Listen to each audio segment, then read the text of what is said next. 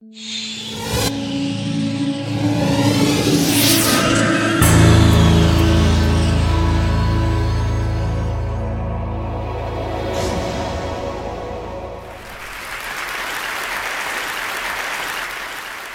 this is a story of a place that I now call home. It's a story of public education and of rural communities and of what design might do to improve both. So this is Bertie County, North Carolina, USA. To give you an idea of the where, so here's North Carolina, and if we zoom in, Bertie County is in the eastern part of the state. It's about 2 hours east driving time from Raleigh, and it's very flat, it's very swampy, it's mostly farmland. The entire county is home to just 20,000 people, and they're very sparsely distributed. So there's only 27 people per square mile, which comes down to about 10 people per square kilometer. Bertie County is kind of a prime example in the demise of rural America. We've seen this story all over the country and even in places beyond the American borders. We know the symptoms. It's the hollowing out of small towns. It's downtowns becoming ghost towns. The brain drain, where all of the most educated and qualified leave and never come back. It's the dependence on farm subsidies and underperforming schools and higher poverty rates in rural areas than in urban. And Bertie County is no exception to this. Perhaps the biggest thing that it struggles with, like many communities similar to it, is that there's no shared collective investment in the future of rural communities. Only 6.8% of all our philanthropic giving in the US right now benefits rural communities, and yet 20% of our population lives there. So Bertie County is not only very rural, it's incredibly poor. It is the poorest county in the state. It has 1 in 3 of its children living in poverty, and it's what is referred to as a rural ghetto.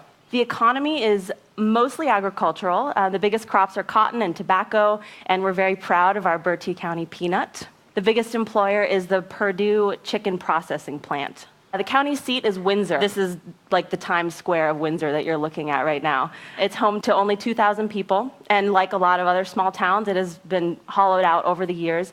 There are more buildings that are empty or in disrepair than occupied and in use.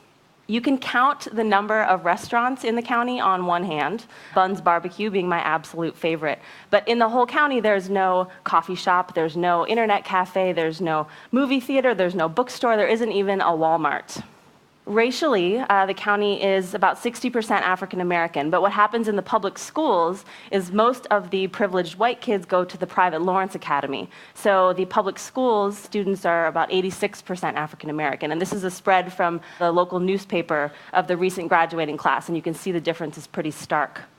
So to say that the public education system in Bertie County is struggling would be a huge understatement. There's basically no pool of qualified teachers to pull from, and only 8% of the people in the county have a bachelor's degree or higher, so there isn't a big legacy in the pride of education. In fact, 2 years ago, only 27% of all the 3rd through 8th graders were passing the state standard in both English and math. So it sounds like I'm painting a really bleak picture of this place, but I promise there is good news. The biggest asset, in my opinion, one of the biggest assets in Bertie County right now is this man. This is Dr. Chip Zollinger, fondly known as Dr. Z. He was brought in October 2007 as the new superintendent to basically fix this broken school system. And he previously was a superintendent in Charleston, South Carolina, and then in Denver, Colorado. He started some of the country's first charter schools in the late 80s in the US. And he is an absolute renegade and a visionary, and he is the reason that I now live and work there. So in February 2009, Dr. Zollinger invited us, Project H Design, which is a nonprofit design firm that I founded, to come to Bertie and to partner with him on the repair of this school district and to bring a design perspective to the repair of the school district. And he invited us in particular because we have a very specific type of design process, one that results in appropriate design solutions in places that don't usually have access to design services or creative capital. Specifically, we use these 6 design directives, probably the most important being number 2, we design with, not for, in that when we're doing humanitarian-focused design, it's not about designing for clients anymore, it's about designing with people and letting appropriate solutions emerge from within. So at the time of being invited down there, we were based in San Francisco. And so we were going back and forth for basically the rest of 2009, spending about half our time in Bertie County. And when I say we, I mean Project H, but more specifically, I mean myself and my partner, Matthew Miller, who's an architect and a sort of MacGyver-type builder. So fast forward to today, and we now live there. I have strategically cut Matt's head out of this photo because he would kill me if he knew I was using it because of the sweatsuits. But this is our front porch. We live there. We now call this place home. Over the course of this year that we spent flying back and forth, we realized we had fallen in love with the place. We had fallen in love with the place and the people and the work that we're able to do in a rural place like Bertie County that, as designers and builders, you can't do everywhere. There's space to experiment and to weld and to test things. We have an amazing advocate in Dr. Zollinger. There's a nobility of real hands-on, dirt-under-your-fingernails work. But beyond our personal reasons for wanting to be there, there's a huge need. There is a total vacuum of creative capital in Bertie County. There isn't a single licensed architect in the whole county. And so we saw an opportunity to bring design as this untouched tool, something that Bertie County didn't otherwise have, and to be sort of to usher that in as a new type of tool in their toolkit. The initial goal became using design within the public education system in partnership with Dr. Zollinger. That was why we were there. But beyond that, we recognized that Bertie County as a community was in dire need of a fresh perspective of pride and connectedness, and of the creative capital that they were so much lacking. So the goal became, yes, to apply design within education, but then to figure out how to make education a great vehicle for community development. So in order to do this, we've taken 3 different approaches to the intersection of design and education. And I should say that these are 3 things that we've done in Bertie County, but I feel pretty confident that they could work in a lot of other rural communities around the US and maybe even beyond. So the first of the 3 is design for education. This is the most kind of direct, obvious intersection of the 2 things. It's the physical construction of improved spaces and materials and experiences for teachers and students. This is in response to the awful, mobile trailers and the outdated textbooks and the terrible materials that we're building schools out of these days. And so this played out for us in a couple different ways. The first was a series of renovations of computer labs. So traditionally, the computer labs, particularly in an underperforming school like Bertie County, where they have to benchmark test every other week, the computer lab is a kill and drill testing facility. You come in, you face the wall, you take your test, and you leave. So we wanted to change the way that students approach technology to create a more sort of convivial and social space that was more engaging, more accessible, and also to increase the ability for teachers to use these spaces for technology-based instruction. So this is the lab at the high school, and the principal there is like in love with this room. Every time he has visitors, it's the first place that he takes them. And this also meant the co-creation with some teachers of this educational playground system called the Learning Landscape. It allows elementary level students to learn core subjects through gameplay and activity and running around and screaming and being a kid. So this game that the kids are playing here, in this case, they were learning basic multiplication through a game called Match Me. And in Match Me, you take the class divided into 2 teams, 1 team on each side of the playground, and the teacher will take a piece of chalk and just write a number on each of the tires. And then she'll call out a math problem, so let's say 4 times 4. And then 1 student from each team has to compete to figure out the 4 times 4 is 16 and find the tire with a 16 on it and sit on it. So the goal is to have all of your teammates sitting on the tires, and then your team wins. And the impact of the learning landscape has been pretty surprising and amazing. Some of the classes and teachers have reported higher test scores, a greater comfort level with the material, especially with the boys, that in going outside and playing, they aren't afraid to take on a double-digit multiplication problem. And also that the teachers are able to use these as assessment tools to better gauge how their students are understanding new material. So with design for education, I think the most important thing is to have a shared ownership of the solutions with the teachers so that they have the incentive and the desire to use them. So this is Mr. Perry. He's the assistant superintendent.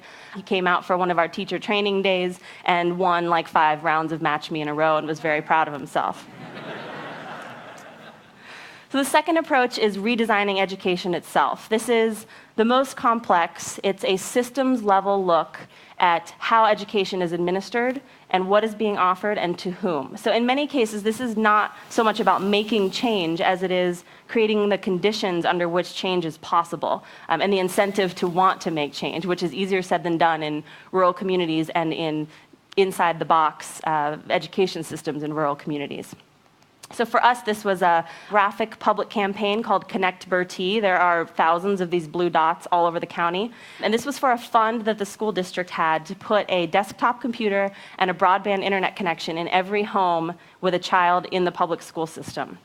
Right now, I should say, there are only 10% of the houses that actually have an in-home internet connection. And the only places to get Wi-Fi are in the school buildings or at the Bojangles fried chicken joint, which I find myself squatting outside of a lot. Aside from getting people excited and wondering what the heck these blue dots were all over the place, it asked the school system to envision how it might become a catalyst for a more connected community. It asked them to reach outside of the school walls and to think about how they could play a role in the community's development. So the first batch of computers are being installed later this summer, and we're helping Dr. Zollinger develop some strategies around how we might connect the classroom and the home to extend learning beyond the school day. And then the third approach, which is what I'm most excited about, which is where we are now, is design as education. So design as education means that we could actually teach design within public schools, and not design-based learning, not like let's learn physics by building a rocket, but actually learning design thinking coupled with real construction and fabrication skills put towards a local community purpose. It also means that designers are no longer consultants, but we're teachers, and we are charged with growing creative capital within the next generation. And what design offers as an educational framework is an antidote to all of the boring, rigid, verbal instruction that so many of these school districts are plagued by. It's hands-on, it's in your face, it requires an active engagement, and it allows kids to apply all the core subject learning in real ways. So we started thinking about the legacy of shop class and how shop class, wood and metal shop class in particular, historically has been something intended for kids who aren't going to go to college. It's a vocational training path. It's working class, it's blue collar. The projects are things like, let's make a birdhouse for your mom for Christmas. And in recent decades, a lot of the funding for shop class has gone away entirely.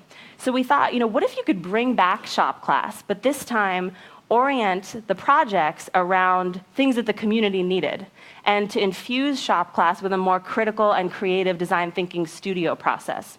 So we took this kind of nebulous idea and have worked really closely with Dr. Zollinger for the past year on writing this as a one-year curriculum offered at the high school level to the junior class. And so this starts in 4 weeks and at the end of the summer. And my partner and I, Matthew, and I just went through the arduous and totally convoluted process of getting certified as high school teachers to actually run it. And this is what it looks like. So over the course of 2 semesters, the fall and the spring, the students spend 3 hours a day, every single day, in our 4,500 square foot studio/shop space. And during that time, they're doing everything from going out and doing ethnographic research and doing the need finding, coming back into the studio, doing the brainstorming and design visualization to come up with concepts that might work, and then moving into the shop and actually testing them, building them, prototyping them, figuring out if they are going to work and refining that. And then over the summer, they're offered a summer job. They're paid as employees of Project H to be the construction crew with us to build these projects in the community. So the first project, which will be built next summer, is an open-air farmers market downtown, followed by bus shelters for the school bus system in the second year and home improvements for the elderly in the third year. So these are real visible projects that hopefully the students can point to and say, I built that and I'm proud of it. So I want you to meet 3 of our students. This is Ryan. She is 15 years old. She loves agriculture and wants to be a high school teacher. She wants to go to college, but she wants to come back to Bertie County because that's where her family is from, where she calls home, and she feels very strongly about giving back to this place that she's been fairly fortunate in. So what Studio H might offer her is a way to develop skills so that she might give back in the most meaningful way. This is Eric. He plays for the football team. He is really into dirt bike racing, and he wants to be an architect. So for him, Studio H offers him a way to develop the skills that he will need as an architect, everything from drafting to wood and metal construction to how to do research for a client. And then this is Anthony. He is 16 years old, loves hunting and fishing and being outside and doing anything with his hands. And so for him, Studio H means that he can stay interested in his education through that hands-on engagement. He's interested in forestry, but he isn't sure. So if he ends up not going to college, he will have developed some industry-relevant skills. What design and building really offers to public education is a different kind of classroom. So this building downtown, which may very well become the site of our future farmers market, is now the classroom. And going out into the community and interviewing your neighbors about what kind of food they buy and from where and why, that's a homework assignment. And the ribbon cutting ceremony at the end of the summer when they have built the farmers market and it's open to the public, that's the final exam. And for the community, what design and building offers is real, visible, built progress. It's one project per year. And it makes the youth the biggest asset and the biggest untapped resource in imagining a new future. So we recognize that Studio H, especially in its first year, is a small story. 13 students, it's 2 teachers, it's one project in one place. But we feel like this could work in other places. And I really strongly believe in the power of the small story because it is so difficult to do humanitarian work at a global scale, because when you zoom out that far, you lose the ability to view people as humans. Ultimately, design itself is a process of constant education for the people that we work with and for us as designers. And let's face it, designers, we need to reinvent ourselves. We need to re-educate ourselves around the things that matter. We need to work outside of our comfort zones more, and we need to be better citizens in our own backyard. So while this is a very small story, we hope that it represents a step in the right direction for the future of rural communities, for the future of public education, and hopefully also for the future of design. Thank you.